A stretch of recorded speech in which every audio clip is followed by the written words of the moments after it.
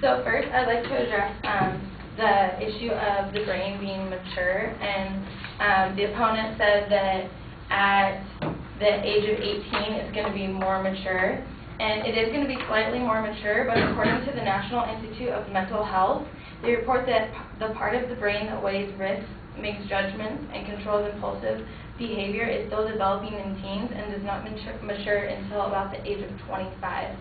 So between the span of 16 and 25, that's 9 years. The 2 years difference isn't going to make that much of a difference for their reaction times and being able to analyze what's going on the road. And second, they said that the highest fatality rates of any age group is that of the 16 and 17 age group. And in the U.S. Census, 16-year-olds were involved in 620,000 fatal accidents, where 17-year-olds were involved in 720,000 accidents, but 18-year-olds were involved in 780,000 accidents. And so 18-year-olds clearly were involved in more fatal accidents than 16-year-olds, so I don't know where they got their information from.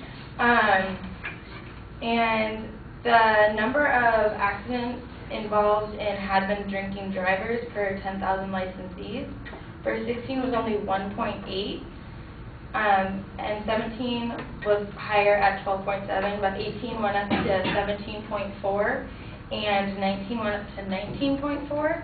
So is it really safer to have new drivers that aren't familiar, at least being sober when they're not familiar, or changing it to their brand new drivers at 18 and 19, and so while they already aren't as familiar as the more experienced drivers, they're also intoxicated, and so there goes their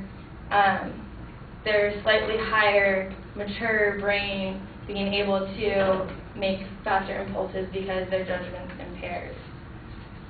And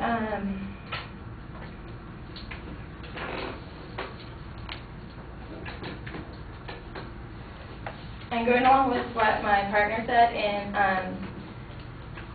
the National Health Transportation Safety Association stated that in 2004, older people accounted for 12% of all traffic fatalities and 16% of all pedestrian fatalities.